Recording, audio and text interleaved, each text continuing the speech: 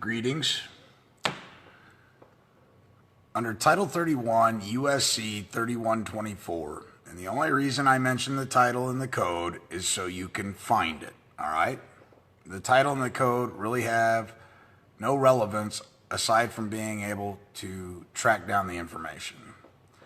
Now, unless you got paid in gold or silver coin, you were paid with some form of Federal Reserve notes, all right? This is because there are only two forms of legal tender in the U.S., the United States: gold and silver under the Constitution, and Federal Reserve notes under the Federal Reserve Act of Congress of 1913, which was had by nefarious ways, by the way. I don't even know if it's legitimate because of the nefarious activity that it took to pass the Federal Reserve Act of 1913. Okay, it's Woodrow Wilson and a bunch of cronies, and it was dirty all the way through. If you were not paid in gold or silver, then you were paid in Federal Reserve notes, obligations of the United States, Title 18, subsection 8. All right, this is just off the top of my head. So how can your state tax those federal obligations, those notes, the FRN notes that you're allegedly being paid? All right. You see, the truth is the Federal Reserve Bank was not only designed to undermine the sovereignty of the federal government by making it directly beholden to the banksters instead of the people for money, thus utterly destroying the representative nature of that government, okay? It was also designed to undermine the sovereignty of the state governments by destroying their power to tax within their own jurisdiction, all right? By allowing all of the lawful money, gold and silver coin, to be replaced with non-taxable, at least to the state, federal obligations, Title 18, subsection 8, all right? Evidence of federal debt, Federal Reserve notes, FRNs, all right? The state have completely and entirely given up and lost their power to tax anything in the state except real estate and corporations, at least according to the laws documented here, all right? Now, do you have a mortgage? And do you know what a mortgage is? A mortgage is a dead contract. It's dead.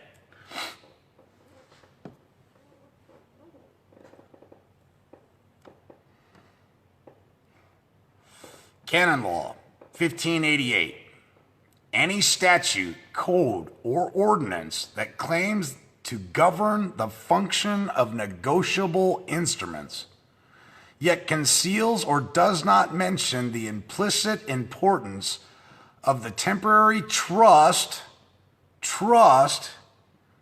personality of negotiable instruments, is fraud. Judge, do you disclaim the trust? What trust are you talking about there, son? The constructive and resulting trust. And then, of course, the other resulting trust from the banker hiring the lawyer, which created another resulting trust. And then the constructive trust from the birth certificate to the social security number and them attaching themselves to that trust and estate, right? He's not going to deny it because to deny it puts him in grave danger. Therefore, any instrument created by such statute, codes, or ordinance are founded on fraud. Don't go to court or private in chambers in camera without a King James version of the 1611 Bible, all right? When you're going to go into the exclusive jurisdiction of equity, you need to take that great book of knowledge with you. It's the original banking manual. It's the original book on trust. And it has all of the laws in it. And I'm telling you, I know these things. These aren't things I believe, which is the lack of knowledge. This is what I know. It's a fact, okay? I've had many of lawyers tap me on the shoulder and go, that book's the most powerful book in the world. That book's a good book. Man, you brought a good book to court today, because I bring that Bible with me to court. Canon 1589. All valid negotiable instruments issued in accordance with these canons have the following essential characteristics. This is mandated. This is mandatory. The promise or order to pay must be unconditional, and the payments must be a specific sum of money, although additional charges may be added to the sum on conditions. All right, that's contract law. And any form of interest calculation, also known as usury, is strictly forbidden. Can't be any clearer than that. And the payment must be made on demand or at a definite time in the future.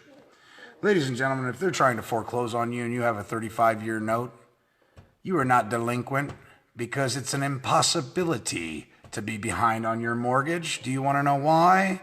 Because it's not guaranteed for 35 years. Case closed. All right? But it gets better. It gets better.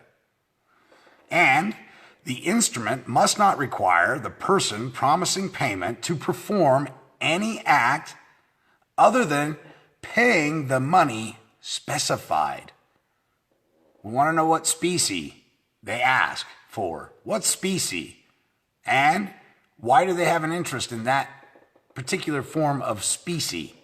And where do I find it? How do I get it? Who has it? Questions, right? Because we want to be in honor and we want to provide remedy, but we want to make damn sure we're doing it correctly. And they should be able to provide the means, because he who provides the ends also provides the means. Tells you how to acquire, what you're going to do. All right? And the instrument must be payable to bearer or to order. Canon 1590, when the holder of a legal title of a negotiable instrument sells equitable title to another, the payment for tenancy and use shall be property called rent and not interest. When I do my videos and I speak to you guys about my rights, titles, interest, dividends, derivatives, debentures, hediments, tangibles, general tangibles, chattels, securities, that's what I'm speaking of, ladies and gentlemen. I'm talking about my inherent right to the interest created from the selling of the note. All right, those are the rents. Canon 1591. All currency issued using property as underwriting is a negotiable instrument.